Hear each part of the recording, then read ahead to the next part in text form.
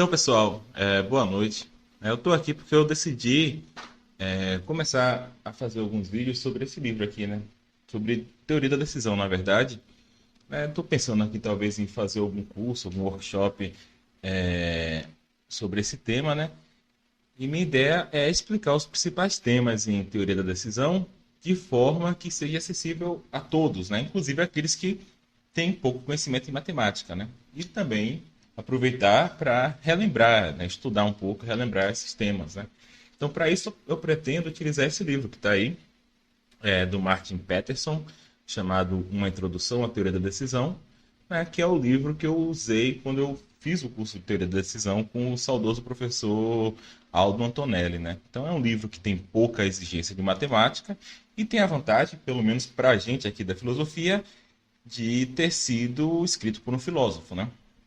Para quem quiser uma abordagem um pouquinho mais matematicamente carregada, né, eu indico aqui o livro Decision Making, né, do professor Giacomo Bonanno, que foi meu professor também, só que ele foi professor de teoria dos jogos, né? Então, esse livro aqui do Giacomo Bonanno, ele está na própria página do professor, né? Aqui o endereço, ó, faculty.econ, né, economia.cdavis.edu /faculty, né, professor Bonanno, dm, underline, book, html, e aqui dá para baixar o livro, né? Eu penso assim, talvez, em algum momento, gravar alguns vídeos assim, resolvendo exercícios do livro do Bonanno, né? Que são exercícios já um pouquinho mais complicados, mas carregados de matemática. Preciso estudar um pouco antes de me arriscar. Né? Então, de qualquer forma, a teoria de decisão, que a gente vai tratar aqui, fala da escolha racional, né? Sobre qual ação desempenhar, dado um conjunto possíveis de ação, né? Um conjunto de ações possíveis. Né? A gente vai falar aqui da teoria da decisão normativa. Né? Vou voltar a esse ponto em alguns minutos, mas antes vou dar aqui um exemplo. Né? Então, a decisão do Cristóvão Colombo de partir para o oeste, através de um oceano desconhecido para ele no momento, né? Pode servir como uma ilustração aqui para como é que é a teoria da decisão. Né? Então, aqui na imagem, né, é um suposto retrato de Colombo feito por Sebastiano del Piombo, em 1519. Né? Então, o problema de decisão enfrentado por Colombo pode ser resumido na seguinte matriz de decisão. Né? A gente vai falar um pouco depois sobre o que seria essa matriz. Certo, então na imagem aqui a gente tem uma matriz, né? Então, nas linhas da matriz, né? Ou seja, aqui você tem as ações disponíveis para Colombo naquele momento, né? Que seria a ação de navegar em direção oeste ou não navegar, ficar em casa sem fazer nada. Né? Então, Colombo aqui é o decision maker, né? O agente, o tomador de decisão, e aqui são as duas possíveis ações que ele pode tomar. Já a coluna da matriz mostra os possíveis resultados dado possíveis estados de mundo, né? Então, o Colombo ele não sabe qual dessas três opções é a correta, né?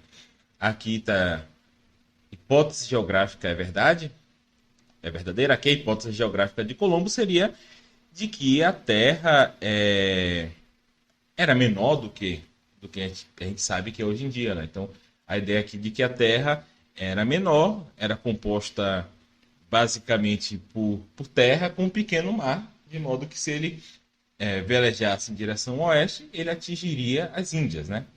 Então, aqui é a hipótese da hipótese geográfica dele tá correta. Nas outras duas colunas a gente tem outras duas possibilidades, né?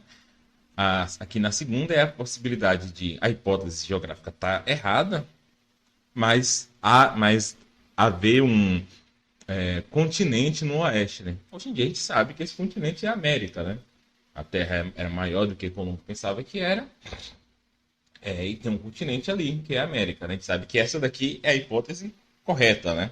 Só que na época, Colombo, no momento em que Colombo tomou essa decisão, isso não estava claro para ele. Né? E a terceira possibilidade é a Terra realmente ser grande, né? A hipótese está errada, porém não há nenhum continente, só um mar gigantesco, né? Então o Colombo aqui ele tem essas duas opções, navegar ou não navegar, para o oeste, e tem três possibilidades de como o mundo é. Né? E para cada uma dessas opções, em cada uma dessas possibilidades, a matriz retorna um outcome, né? Um resultado. Né?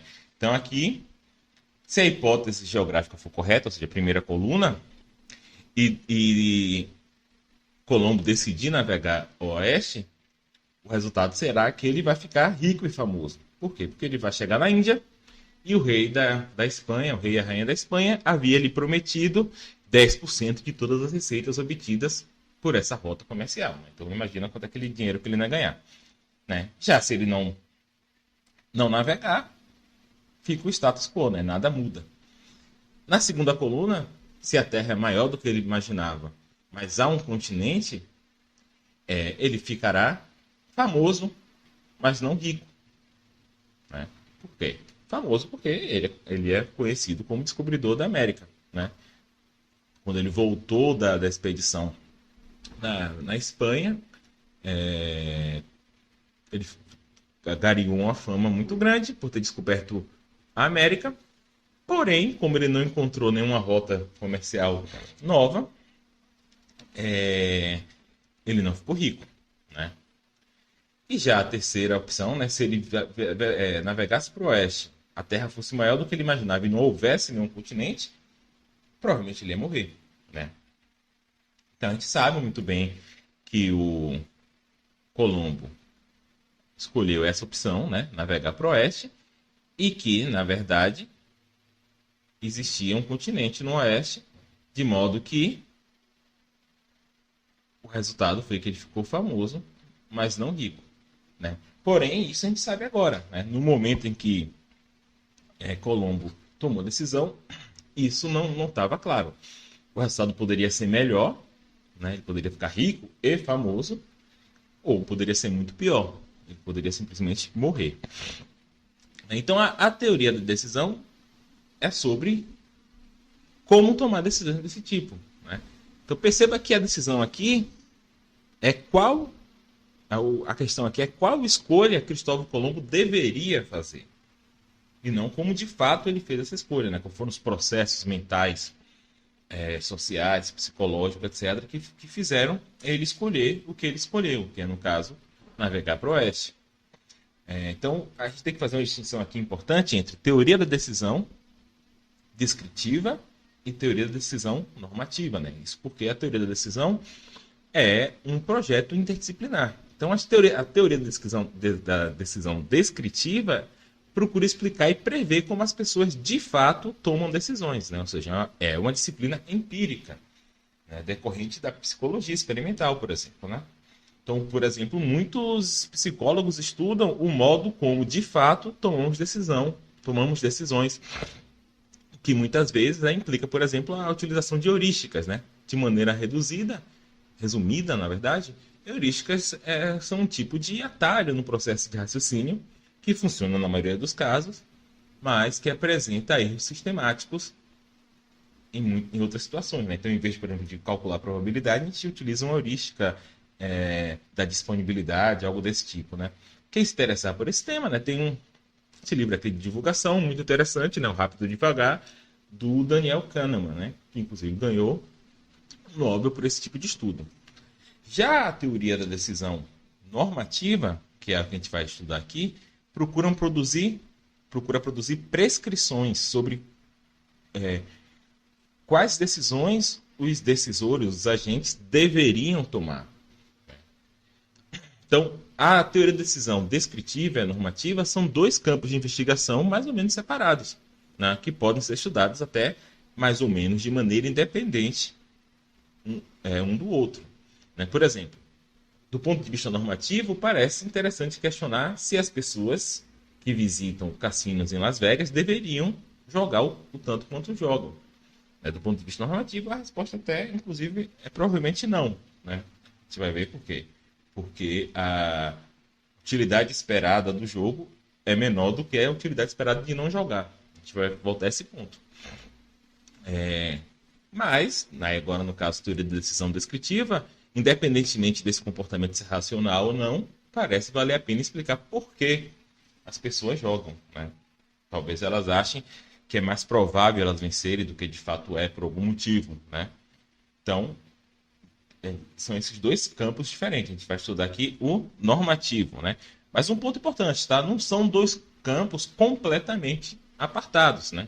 Por um lado, as pesquisas descritivas utilizam avaliações normativas para dizer, por exemplo, se um dado agente escolheu correto ou incorretamente, né? Então, a pesquisa descritiva pressupõe uma norma, né?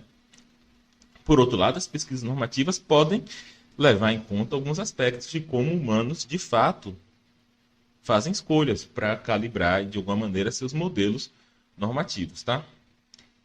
E outro ponto importante é que a teoria de decisão, tanto na sua versão descritiva quanto na sua versão normativa, partilha alguns pontos em comuns. Um ponto em comum é que as decisões são, nos dois tipos de teorias, encadeadas por uma relação entre as crenças do agente e os desejos do agente. Né? Essa ideia deriva do trabalho do filósofo escocês Hume, né? David Hume, no século XVIII. Né? Que é a fotinha de Hume.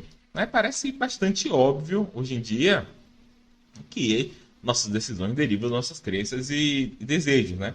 Talvez não fosse assim no momento de Hume. Então, as teses mais explícitas e famosas de Hume sobre a psicologia da decisão, da ação, se encontram na seção 2, parte 3 do tratado, né, desse livro aqui, né, o Tratado da Natureza Humana. Não tenho ele aqui, eu tenho só as investigações. Essa parte se chama Sobre os motivos que influenciam a vontade. Né? Eu peguei algumas partes aqui, tá vendo? Dos motivos que influenciam a vontade. Então, aqui no finalzinho ele fala assim: nada é mais comum na filosofia e mesmo na vida corrente que falar no combate entre paixão e razão. Dar preferência à razão e afirmar que os homens só são virtuosos quando se conformam a seus preceitos, né? No caso, os preceitos da razão. Deixa eu aumentar aqui um pouquinho. Afirma-se que toda criatura racional é obrigada a regular suas ações pela razão. E se qualquer outro motivo ou princípio disputa a direção de sua conduta, a pessoa deve se opor a ele e até subjugá-lo por completo, ou pelo menos até torná-lo conforme aquele princípio superior, a razão. Né? Então, ele está dizendo assim que a filosofia na época dele tinha essa ideia de que ações, escolhas devem ser feitas somente a partir da razão, e que ele discorda. Né? Tu pode pensar, isso aqui é depois de Hume, né? Mas você pode pegar aqui muito bem Kant, né? A teoria moral de Kant. As ações moralmente corretas são motivadas apenas pela razão e não pelas paixões. Só que Hume discorda disso. Ele fala assim: para mostrar a falácia de toda essa filosofia, procurarei provar, primeiramente, que a razão sozinha não pode nunca ser motivo para uma ação da vontade. E, em segundo lugar, que nunca poderia se opor, a razão nunca poderia se opor à razão, à paixão, né, no caso aqui, os desejos, na direção da vontade. Né? Então, a ideia de Hume aqui é que nosso processo de decisão e de nosso comportamento, ele é explicado a partir das nossos desejos e de nossas crenças, né? Sem uma emoção ou propensão, vamos dizer assim, dirigida a algum objeto, né, algum objetivo, nenhuma relação causal que a gente pudesse estabelecer e poderia nos motivar a agir. Né? Só do fato de eu saber que na geladeira tem água, não me faz levantar e pegar água. Eu preciso querer beber água, preciso ter o desejo de beber água, e aí, tendo o desejo de beber água e a crença de que a água está na geladeira, aí sim, isso motiva a minha ação de levantar e pegar água na geladeira. Né? Certo. Então, uma possível explicação, então, para as pessoas apostarem em cassinos, então, seria exatamente, como eu falei antes, delas terem a crença de que a probabilidade de ganhar grandes quantias é maior do que realmente é, dado o forte desejo que as pessoas têm, em geral, de ganhar grandes quantias. Né? Então, no século XX, muito do trabalho da teoria descritiva, teoria da decisão descritiva, foi dedicada à formulação de hipóteses matematicamente precisas sobre como exatamente as crenças e os desejos desencadeiam escolhas. Né? E não é de surpreender também que vários filósofos, economistas, estatísticos também propuseram teorias normativas, né, sobre como as crenças e os desejos deveriam ser agregados em decisões racionais, né? Então, como eu falei aqui, nosso foco é na teoria da decisão normativa, né? Por dois motivos, né? O primeiro motivo é que a teoria da decisão normativa tem um interesse filosófico mais facilmente percebível, né? É provável que a forma como as pessoas se comportem, ou escolham, etc., mude ao longo do tempo, ao longo das culturas, etc. Mas a gente pode esperar, pelo menos, que uma teoria normativa mais ou menos geral resista ao tempo e às diferenças culturais. Já a segunda razão é mais pragmática, né? O ponto é o seguinte: se a gente descobrir que as pessoas, né, no caso da pesquisa descritiva, se essa pesquisa descobrir que as pessoas agem, no geral, de forma irracional, seja ocasionalmente ou frequentemente, sem uma teoria normativa, a gente não seria capaz de aconselhá-las sobre como mudar seu comportamento, a menos que, né, a gente tenha uma teoria normativa, né? Então, isso como falo em inglês, é um motivo ameliorativo, né? Certo. Então, voltando aqui à questão lá do Colombo, né? Então, eu estava falando aqui que como a segunda... Vou voltar aqui, diminuir um pouquinho. Como a segunda opção aqui se mostrou verdadeira, né? A Terra era maior do que Colombo esperava, mas havia um continente no oeste. O resultado da navegação para o oeste foi que Colombo ficou rico, mas não famoso. Contudo, né? Daí você pode pensar, pô, então a escolha foi racional, porque teve um bom resultado. Contudo, a racionalidade da decisão de Colombo, como de qualquer decisão, depende não apenas do resultado específico daquela decisão, mas de todos os resultados possíveis, tá? A gente tem a ideia de que a gente geralmente assume que a racionalidade tem um caráter subjetivo em algum sentido, ligado à perspectiva da primeira pessoa, né? Ligada a quais informações estavam disponíveis para o agente naquele momento que ele tomou a decisão, né? E no caso aqui, qual dessas três hipóteses era a verdadeira? Né? Se a Terra era do tamanho que Colombo achava, se a Terra era maior que Colombo achava, mas havia um continente, ou se a Terra era maior que Colombo achava, mas não havia continente, Colombo não tinha certeza sobre qual dessas três aqui era possível, né? Então, a gente pode pensar o seguinte: um agente ele pode agir irracionalmente e ainda assim alcançar o melhor resultado por sorte. Ou um agente pode agir racionalmente e ter um resultado ruim por azar, né? Então tem que fazer essa distinção aqui entre o resultado ser bom e a escolha ser racional, né? E o ponto aqui é como é que a gente deve então usar essa visão básica para formular teorias mais precisas e úteis da tomada da decisão racional, né? Então o objetivo da teoria da decisão é exatamente esse: formular hipóteses sobre a tomada de decisão racional, né? Não certa, né? Não que tenha necessariamente o melhor resultado, mas que seja racional, né? Então vamos fazer essa distinção aqui que é importante. A gente pode dizer que uma decisão é certa quando seu resultado for pelo menos tão bom quanto qualquer outro resultado possível. É certo quando ele teve o melhor resultado possível, né? Ou entre os melhores possíveis. É tão bom quanto qualquer outro resultado possível. Por outro lado, uma decisão seria racional quando o tomador de decisão escolhe fazer o que tem mais motivos para fazer, né? Obviamente aqui a teoria da decisão é a teoria exatamente de explicar quais são essa decisão racional, né? Então, a gente dá um exemplo aqui de uma decisão certa, mas não racional, né? Então, vamos falar aqui essa foto aqui, ó. Isso aqui é uma batalha, né? Isso aqui é a Batalha de Narva, que foi travada entre os suecos e os russos em 1700, né? Na fronteira da Rússia com o que hoje em dia é mais ou menos a Estônia, né? Então aqui, de um lado você tem o rei Carlos da Suécia, com 8.000 soldados. Eles atacaram o exército russo, liderado pelo czar Pedro o Grande, né?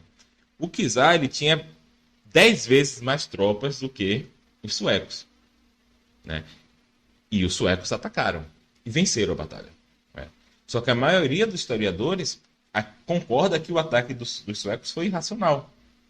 uma vez que era quase certo que eles fracassariam, né?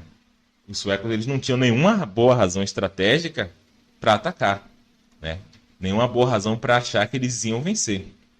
Só que o que aconteceu foi o seguinte: eles deram a sorte de ter uma nevasca inesperada que cegou o exército, né, indo na direção do exército russo, que cegou o exército russo, né, de modo que a batalha terminou em 2 horas, os suecos perderam 600 homens, mais ou menos, e os russos perderam 15 mil.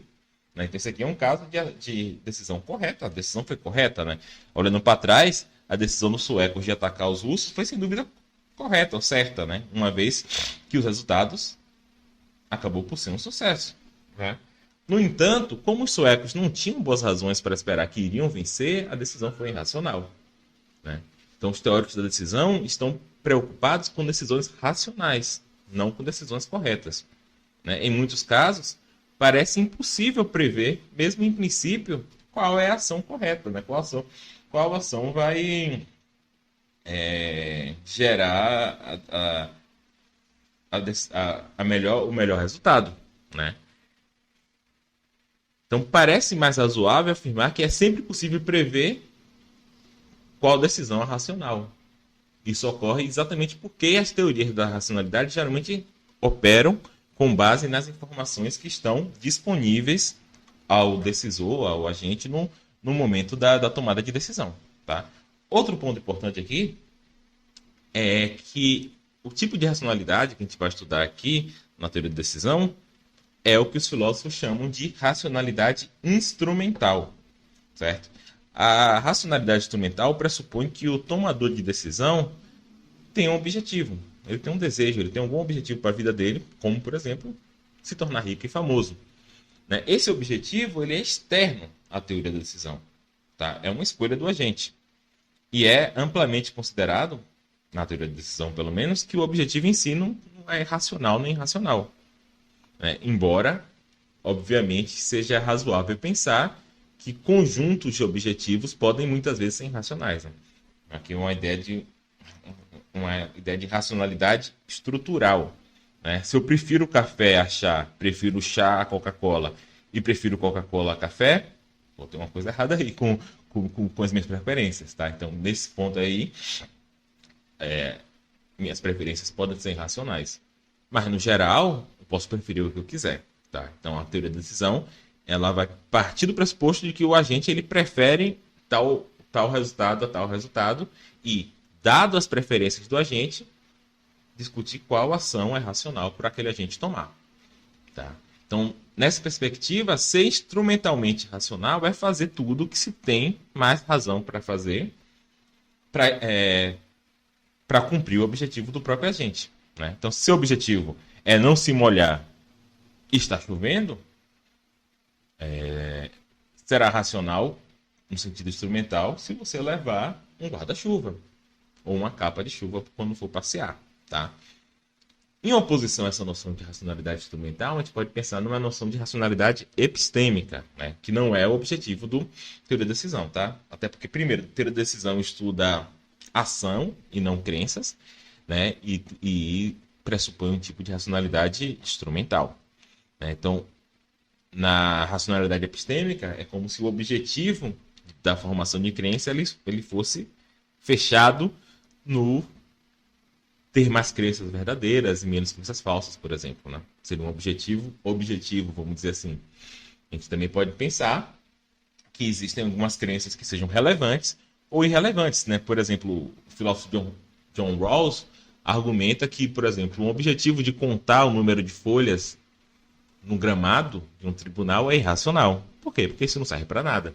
Né? Isso aí talvez seja até instrumentalmente irracional. Então, beleza. Então, agora vamos falar aqui da primeira distinção que é importante aqui na própria teoria da decisão, que é a distinção entre risco, ignorância e incerteza. Deixa eu botar aqui.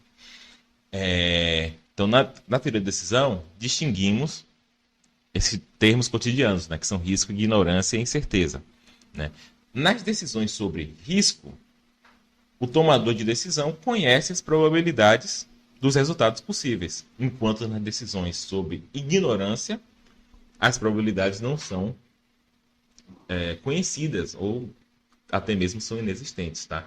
Então, uma decisão sobre ignorância é uma decisão sobre menos informação do que uma decisão sobre risco, tá? Já a incerteza é usada às vezes no sentido de risco, no sentido de ignorância, né? Só para dizer, essa distinção entre risco e ignorância, ela foi proposta pelo economista Frank Knight no livro Risk, Uncertainty and Profit.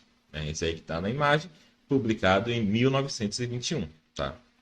Então, embora decisões sobre ignorância sejam baseadas em menos informação do que as decisões sobre risco, não se segue que decisões sobre ignorância sejam mais difíceis de tomar, tá?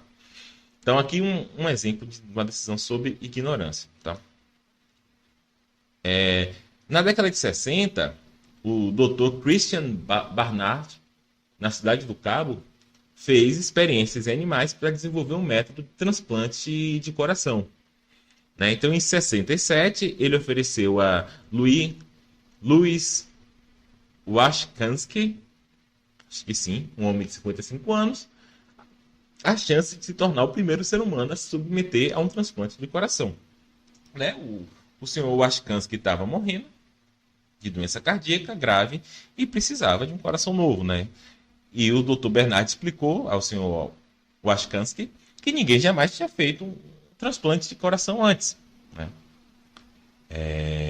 De modo que seria inútil estimar, né? Como é que eu vou estimar a chance de sucesso de algo que nunca foi feito antes, né? Então, as probabilidades envolvidas aí não estão, ninguém sabia naquele momento quais eram as probabilidades, né? Tudo que o Dr. Bernard sabia era que seu método cirúrgico parecia funcionar em animais, né? Então, naturalmente, porque o senhor Washkansky sabia que não sobreviveria por muito tempo sem um novo coração, ele aceitou a oferta do Dr. Barnard, né? Então, o problema aqui de decisão do Washkansky, ele está aqui nessa tabela, né? Então, ele tem duas opções, né? Duas escolhas. Ele pode operar, ele pode não operar. E tem duas possibilidades, né?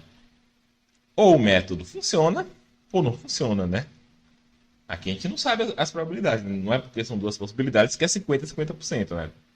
O pessoal faz essa brincadeira na internet, mas não. Pode ser que o método tenha uma probabilidade maior, mas ninguém sabe essas probabilidades naquele momento, né? Então, essa decisão aqui dele é uma decisão sob ignorância. Ele não sabe as probabilidades envolvidas, né? Porque era virtualmente impossível para ele ou para o Dr. Barnard, para qualquer um, atribuir probabilidades significativas a esses resultados. Ninguém sabia nada sobre as probabilidades desse método funcionar. No entanto, né, ainda assim, perceba que foi fácil para o senhor Washkansky decidir o que fazer. O resultado para o Washkansky seria certamente pelo menos tão bom de fazer a operação, seria pelo menos tão bom do que se ele decidisse rejeitar. Por quê? Porque se ele rejeitasse a operação, a segunda opção aqui, independentemente do método funcionar ou do método falhar, ele morre, né? Ele está doente terminal, né? Então, já se ele fizer a operação, se o método funcionar, ele vive por algum tempo. Se não funcionar, ele morre. Mas perceba o seguinte, que os resultados de fazer a operação é pelo menos tão bom em todas as possibilidades. O resultado de fazer a operação é pelo menos tão bom quanto o resultado de não fazer a operação, né? Então, se o método funcionar e ele fizer a operação, ele vai viver por mais tempo. Se ele não fizer, ele vai morrer. Mas e se o método não funcionar, se ele fizer a operação, ele vai morrer, mas se ele não fizer, ele vai morrer também. Então, fazer a operação traz resultados pelo menos tão bons quanto não fazer. Nunca pior, né? Então, no jargão aqui da teoria da decisão, isso quer dizer que operar, nesse caso, a alternativa de operar domina a alternativa de não operar, né? Esse aqui é um conceito importante na teoria da decisão, dominância, né? Aqui no caso, a dominância fraca. Próximo vídeo, próxima coisa que eu falar aqui, próximo capítulo, próximo vídeo, eu vou falar mais sobre as noções de dominância, tá? Então, na realidade, a operação foi bem-sucedida, o método do Dr. Barnard funcionou muito bem. Infelizmente, o senhor Washkansky morreu 18 dias depois da operação de pneumonia e não ganhou o tempo de vida que ele esperava ganhar, né? E aí, beleza. Essa decisão aqui foi sobre risco, né? Sobre risco. Desde que o Washkansky fez essa operação, milhares de pacientes, né? Desde 67, milhares de pacientes do mundo todo tiveram suas vidas prolongadas através de transplantes de coração. Curiosamente, a decisão de submeter a um transplante cardíaco, que já foi uma decisão sob incerteza, hoje é uma decisão sob risco, porque você sabe as probabilidades envolvidas. Você sabe qual é o tipo de transplante, qual é a porcentagem das pessoas que fizeram aquele transplante que sobreviveram. Mesma coisa com câncer, né? Você sabe qual é o tipo de câncer, quando é que começou o seu tratamento, você sabe qual é a probabilidade de cura para aquele tipo de câncer, para sua faixa etária, etc. Por quê? Porque você tem muito dado já, né? Então, a decisão de fazer uma cirurgia de coração atualmente não é mais uma decisão sob incerteza, é uma decisão sob risco, né? E aqui eu vou dar, para simplificar o exemplo da decisão sob risco, vamos fazer uma suposição aqui realista, tá? Não é correto, não é assim que funciona, mas vamos pensar que a esperança de vida de um paciente após o transplante cardíaco seja inteiramente determinada pelos seus genes. Eu falei, isso aqui é uma suposição falsa, tá? E aqui você tem, então, 4 grupos de gene, né? Grupo 1, aqui, que tá aqui, né? Você não sabe, vamos dizer que você não saiba qual grupo de gene você tá, mas só tem 4. Grupo 1, grupo 2, grupo 3 e grupo 4. O grupo 1, pessoas com grupo 1 morrem em média 18 dias após a operação, né? 0,05 anos, que foi o caso lá do Washkansky. As pessoas do grupo 2 morrem 2,1 anos após a operação. As pessoas do grupo 3 morrem 3,9 anos depois da operação. E as pessoas do grupo 4 morrem 14,8 anos depois da operação. E perceba que a gente não só sabe isso, mas a gente sabe a porcentagem da população que está em cada grupo, né? Então, 7,1% da população está no grupo 1, 7,8% está no grupo 2, 13,9% está no grupo 3 e a maioria, né, por sorte da gente, está no grupo 4, que é o que vive mais depois da operação, 71,2%. Né?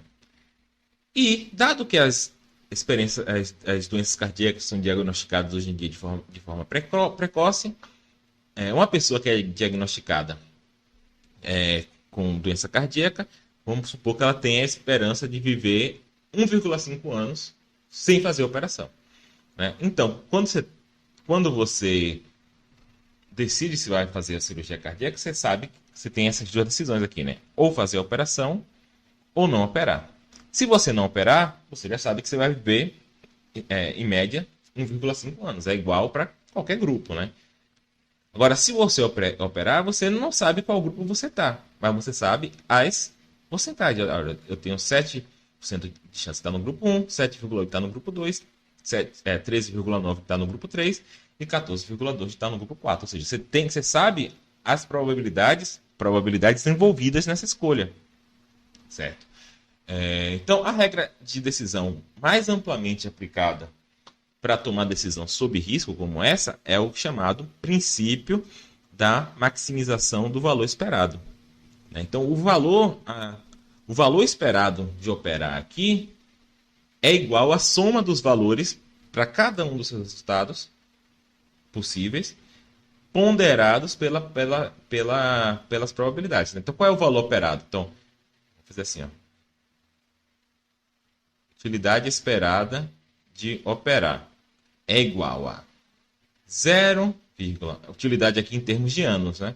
0,05 anos vezes 0,71, né? Ou seja, eu tenho 7% de chance de estar aqui, mais 2,1 anos vezes 0,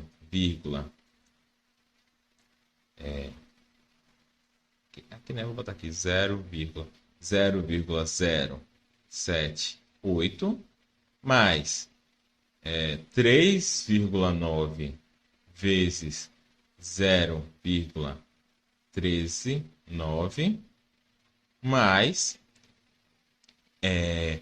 14,8 vezes 0,712. Né? Então, esse daqui é a quantidade de tempo esperada ao se fazer a cirurgia.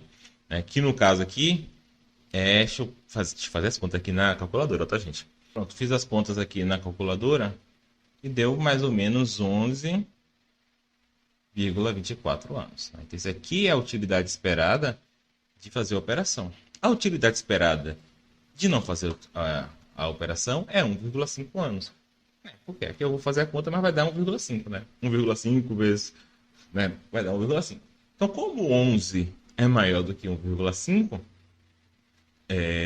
a escolha correta aqui seria fazer a operação.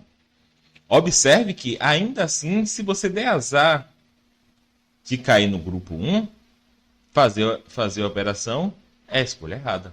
Você vai viver menos fazendo a operação. Mas ainda assim seria racional fazer a operação, porque a esperança de vida ao fazer a operação é maior do que não fazer. Tá? Então, agora falando de outro ponto, né? A diferença Então, agora falando de outro ponto, a diferença entre teoria da decisão e outras partes da teoria da decisão, como teoria da escolha social e teoria dos jogos. Tá? Então, as decisões exemplificadas até agora são todas tomadas por um decisor apenas, um agente, né? Sem levar em conta o que outros agentes estão fazendo. Só que nem toda decisão é assim. Né? Primeiro, algumas decisões são tomadas coletivamente por um grupo, né? E nesse caso, em outros casos, o agente ele precisa levar em conta o que outros agentes vão fazer. Né? Isso deu origem a dois subcampos importantes da teoria da decisão, que são teoria da escolha social e teoria dos jogos. Tá? A teoria da escolha social procura estabelecer princípios sobre como as decisões que envolvem mais de um tomador de decisão devam ser tomadas. Né? Por exemplo, né, muitos países, né, infelizmente não em todos, escolhem seus líderes políticos através de eleições democráticas. Né? E votar é um método de fazer escolhas sociais. Não necessariamente o melhor. Quando a gente for discutir teoria da escolha social, a gente vai ver algumas limitações do método de voto, outros métodos alternativos de escolha social. Né? E, obviamente, né, um grupo que faz uma escolha social nem sempre precisa ser um povo ou uma nação. Também podem ser membros de clube de golfe, de família, de empresa, etc. Né? Então, o problema básico da teoria da escolha social é o mesmo, né? Como agregar as crenças e desejos de participantes do grupo, que podem ser divergentes, né? São contraditórios entre si, num conjunto, numa decisão coletiva que faça sentido. Né? Será que a decisão do grupo, formado por agentes racionais, é um grupo racional? Ou seja, tem preferências e escolhas que façam sentido uma com a outra, né? Isso é uma questão para a teoria da escolha social. Já a teoria dos jogos é outro subcampo, igualmente importante, né, da teoria da decisão, talvez até mais famoso do que a teoria da decisão, em que o resultado da sua decisão depende do que outros estão fazendo. Né? Então, um jogo, né, na teoria dos jogos, nada mais é do que uma decisão em que você tem mais de um... Né, por exemplo, aqui na decisão de Colombo, você tem aqui nas linhas são as escolhas de Colombo, né? E aqui nas colunas são escolhas da natureza, vamos dizer assim. Claro que a natureza não escolhe nada, mas aqui na teoria dos jogos você vai ter uma pessoa escolhendo e outra pessoa escolhendo, e não possíveis estados da natureza, mas a decisão de outra pessoa. Né? Então, se seus oponentes forem espertos o suficiente, eles poderão prever o que você provavelmente fará e vão ajustar suas estratégias de acordo. Né? E se você também for racional, é claro que você também vai ajustar suas estratégias com base no que você acredita que seus oponentes vão fazer. Né? Então, aqui tem um exemplo, né, discutido por Jean-Jacques Rousseau no livro Discurso sobre a Origem e os Fundamentos da Desigualdade entre homens. Aqui é a fotinha do Rousseau. Então, o exemplo que ele dá é o seguinte: dois caçadores podem cooperar para caçar um veado, né? Que é um animal bastante grande que não pode ser capturado por um único caçador. Ou caçar lebres individualmente, né? Uma lebre é bastante pequena e pode ser facilmente capturada por um caçador apenas. Por outro lado, ela dá muito menos carne, né? Então aqui você tem esse problema numa matriz, né? Então aqui é a escolha do caçador 1 nas linhas e na coluna é a escolha do caçador 2. O caçador 1 ele pode escolher caçar o veado e caçar a lebre. O caçador 2 pode escolher caçar o veado e caçar a lebre, né? Se ambos os caçadores cooperarem, ambos caçando o veado, cada um vai terminar com... Aqui é o resultado para o caçador 1, aqui é o resultado para o caçador 2. Cada um vai terminar com 25 quilos de carne, que é o melhor resultado para ambos, né? Só que, por outro lado, se o caçador 1 caçar o veado e o 2 caçar a lebre, o caçador 1 vai terminar com 0, né? Porque ele não vai conseguir caçar o veado sozinho. O caçador 2 vai ficar com 5 quilos, que é o peso da lebre. Por outro lado, se o caçador 2 caçar o veado aqui e o caçador 1 caçar a lebre, ele vai terminar com... O caçador 2 vai terminar com 0. Né? Então aqui eles têm que fazer uma coordenação aqui, né? Então esse jogo aqui ficou conhecido como o jogo da caça ao veado. Então, para analisar, vamos imaginar aqui que fosse o caçador 1.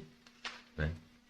Do seu ponto de vista, seria melhor caçar um veado ou uma lebre, só que depende, né, do que você acredita que o outro cara vai fazer, o caçador 2. Né? Isso também vale para o caçador 2. Né? Seria melhor para ele caçar o veado ou lebre, dependendo do que ele acha que você vai fazer. Né? Se os dois estão totalmente confiantes que o outro vai cooperar, então ambos vão se beneficiar em caçar o veado ou servo. Porém, se apenas um caçador escolher caçar o veado e o outro não cooperar, o caçador que arriscou caçar o veado vai ficar com fome. Né? Já por outro lado, se você vai caçar a lebre, não importa o que seu companheiro ou oponente, o caçador 2, vai fazer.